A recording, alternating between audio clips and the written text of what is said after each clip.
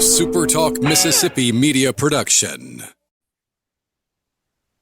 It is Egg Bowl week. As we do every year, we're going to try to get some of the great former Bulldogs on the podcast, on the radio, to talk with us about some of their memories and their moments in that game. Few had more big moments in the Egg Bowl than this man, Nick Fitzgerald, from Mississippi State quarterback. I'm going to do you a favor. We're not going to worry about anything happened in 2017. It didn't happen as far as we're concerned for the purposes of this particular podcast. How about that? We can definitely do that. We'll act like that year just is non-existent. That's fine with me. So 2016, kind of a similar year to the one Mississippi State's having right now, in that defensively, we'll just be generous, so that team struggled at times defensively. Going into that Egg Bowl, Ole Miss was struggling as well. It was kind of an odd Egg Bowl, maybe the last one where there really weren't any stakes for anybody, other than the pride of winning that game. The offensive performance you guys put on that one is so dominant. Is that one that during that week of practice and watching film, Coach Mullen was like, we have something for them that they're not expecting? Yeah, absolutely. But also, there's a lot on the line for us in 2016. We were trying to make it to a bowl game, and that win would have brought either team up to 6 wins to go to a bowl game. I think they were also 5-6 going into it. I could be wrong though. But I know we definitely were, and we were fighting for a bowl. And that was something that we talked about. We wanted to make sure that we got that. But in terms of the offense, watching film, I think it was more just along the lines of, we knew that if we wanted to run the ball, there wasn't going to be anything that's going to stop us. I think going into that game, we knew their run defense was pretty abysmal, and we knew that our big guys up front were just going to handle business, which they did all game. What's interesting about the way that game starts is I'm in the stadium and I'm thinking, man, Aris Williams has a real chance to break State's all-time rushing record in this game. He got off to a monster start, and then in the second half is when you took over running the football. But let's start about that first half. Aris Williams, as you said, was pretty much unstoppable, and you guys were just gashing them with the run game. Aris is one of the more underrated players in Mississippi State history. I don't think enough people throw him in there with the discussion of running backs. What do you remember about his performance from that day? Man, first off, Aris was an awesome guy, and I agree with you. He doesn't get talked about enough. That man was an absolute workhorse. He busted his ass every day we were there.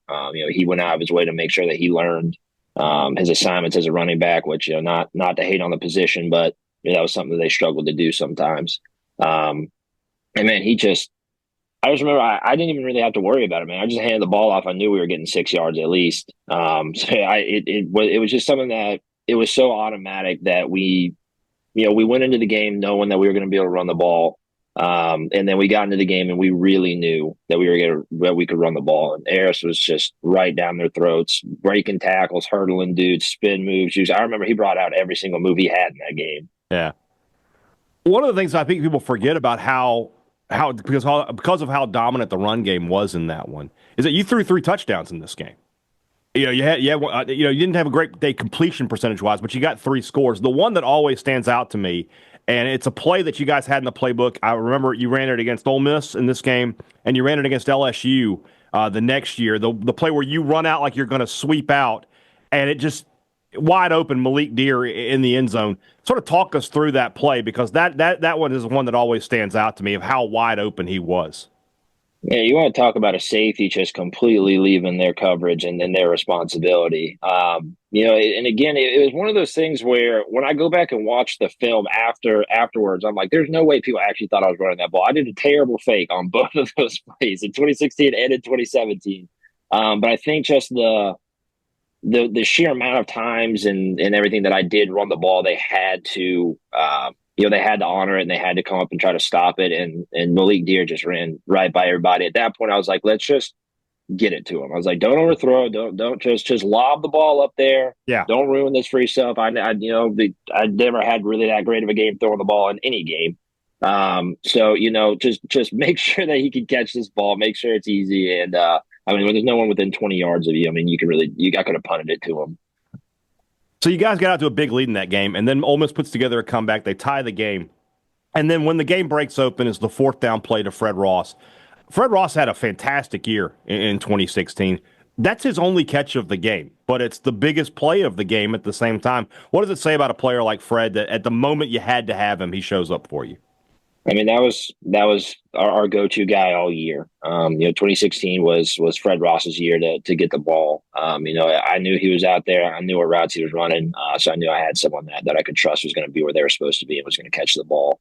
But in that game, I mean, you can see leading up to that play, downfield, huge blocks by Fred Ross. Doing what he's supposed to do. When he's not getting the ball, he hasn't touched the ball all game. I mean, he's still down there just busting his ass to get blocks downfield and to spring guys open. And then when he finally gets the chance and his number gets called, he runs a fantastic route, peels his guy right off him on a pick play, and then takes it to the house down the sideline. And again, on another play, Aris Williams is down there on the field, down there on the goal line, blocking dudes, still trying to get him in the end zone. We talked about the two guys that really were workhorses, and Fred Ross gets some love, but neither one of those guys really get enough. And then, of course, the fourth quarter is the Nick Fitzgerald show, where you break off a couple of long touchdown runs, just absolute dominance there. When you're I would never have any experience running free with the football, as you might can guess. When you're running free like that, and you realize, when you see that hole open up, the long touchdown run especially, as soon as you make the fake, it like the Red Sea parted in front of you. What goes through a player's mind in that moment where you're like, I'm going to the house? For me, it was always more of a fear of being caught than it was an excitement of making it to the end zone. I never got caught from behind in any single run, and I wanted to keep that as long as I possibly could. So, on the play you're talking about, I'm looking up at the jumbotron, trying to figure out where people are behind me so I can move out of the way. I don't want to give anyone an opportunity to catch up. But I mean, if you can't see it, I mean, I may not be smiling on the outside, but it is just a massive shit-eating grin the entire way down the field, and especially getting to do it, in Ole Miss, in Vaught-Hemingway, and getting the end of game like we did.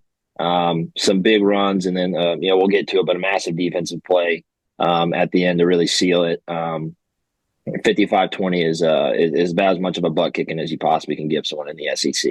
Yeah, let's talk about that last play that you mentioned there. Cedric Giles gets the pick six. You're on the sidelines, obviously. What is the mood on the sidelines? Because Giles was a guy, he battled injuries.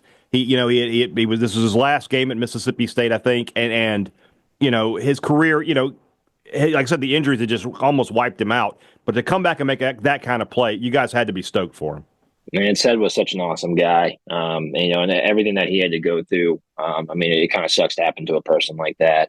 But an extremely awesome guy. Always very humble, always super friendly. And to see him get a massive play like that to end the career after everything he went through was huge.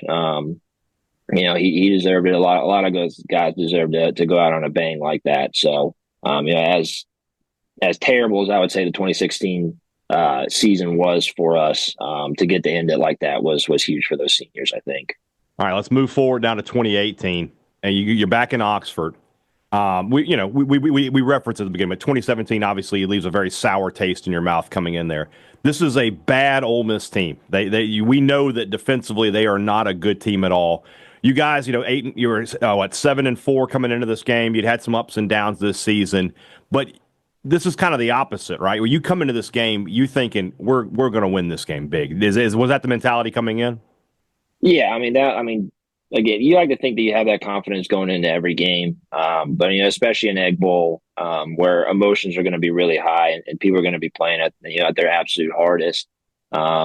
You kind of tell, again, kind of like 2016. You kind of tell like their defense was pretty subpar.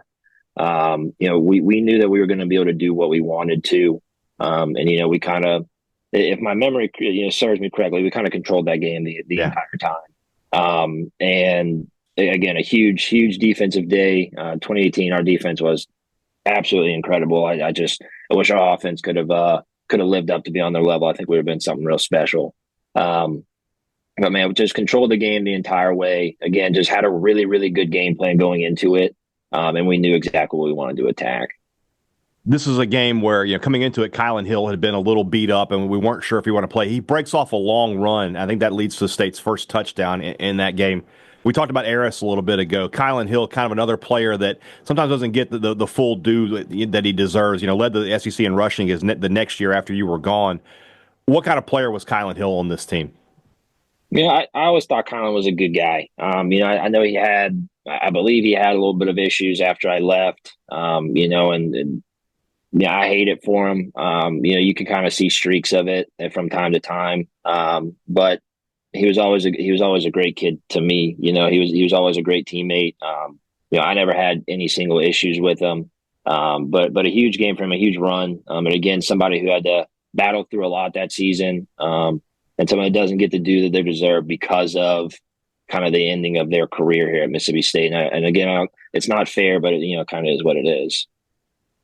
In that game, you mentioned the defense. I mean, Ole Miss that year was more of an offensive team. They had A.J. Brown. They had D.K. Metcalf. Tamu was a good quarterback for them, but they only get 3 points in this game. The defense dominated from start to finish. When you played that season, how much confidence did you go out there every week with? Just saying, if we can get 24, probably going to win the game. Man, you want to talk about just knowing, at any point that we were going to get a stop, that was definitely the year. The confidence that we had as an offense, and I really wish that we could have been a better offense to really kind of complement how insane our defense was. But I never had a doubt in my mind that we were going to get a big stop when we needed a big stop. We needed to stop the run. We were going to stop the run. We needed to get a big sack here, really back them up. We were going to get that. It was kind of a safety net for us in a way, knowing that even if we're struggling real bad, if we can just figure it out here and there, our defense will keep us in this game long enough to make it happen. Where were you during the fight? You can see me very firmly standing, both feet down on our sideline, watching it all go down on their sideline. I had the smallest urge really the biggest urge to go out there and just start swinging my helmet around. But I wanted an opportunity to play at the next level, and I figured, you got quarterbacks out there, it's just swinging helmets at people is probably not going to look like a great thing. And honestly, I'm not trying to break my hand on anybody either. I got to make sure I keep throwing the ball. So, it was interesting to watch for sure. I still think Matt Crowd needs to send Braxton Hoyette a gift basket every single year for the rest of his life. But other than that, it was a very emotional game. Everybody knows what that rivalry is. Everybody knows how that game is played, and kind of how dirty one side of it has been for some time. And I'll definitely stand by those words to the day I die. It was going to happen eventually, and it just kind of all boiled over right there in that moment. You did get a personal foul though, because everybody got. I did. Have you ever been a part of a game where everybody got a personal foul? I have never seen that one before. That's out of a movie. I'm looking over at the ref. I'm like, the hell did I do? I'm over here on the sideline, man. It's like I should be allowed to go have my own personal foul and then have another one left over. If I want to celebrate extra hard, now I have an opportunity of getting kicked out of the game. I don't think that's fair. Yeah, it is what it is on that one. Collective punishment. I think that's against the Geneva Convention or something, man. We gotta figure that one out. Is there a better feeling than playing in a rivalry game where there's a trophy involved and getting to raise it in front of the other team's fans? No, definitely not. Especially not in their stadium. Yeah. Especially not in front of the worst human beings I've ever met in my entire life. Y'all heard me. Everybody. Yeah, no, it's no, I'm just kidding. You guys are fine. I actually really do love the people of Mississippi. You guys are awesome. I give you all hell on Twitter every now and then, but it's all in good fun. No, it's an amazing feeling, man. So it's something that, again, we never really made it the focus of our season ever. But our fans and everybody else, sure really did. And that's not a bad thing. It's great to have a rivalry. It's great to have something passionate about to end the season on. But man, what a feeling, just going through both like 2016 and 2018, to go through those seasons, through the battles, the ups and downs, and then, getting to kind of end the season on a huge note, a massive road victory at your rival's place, holding that trophy up high, running around with it, having a good time, smoking some cigars, having Dan Mullen yell out UT Chattanooga. It's some of the memories that are going to last with me, long after I've forgotten most of them. They will last with Mississippi State fans just as long, my friend. I promise you that. Nick Fitzgerald, man, thanks so much for your time. Happy Thanksgiving to you, and we'll talk to you again soon. Hail State, everybody. A SuperTalk Mississippi Media production.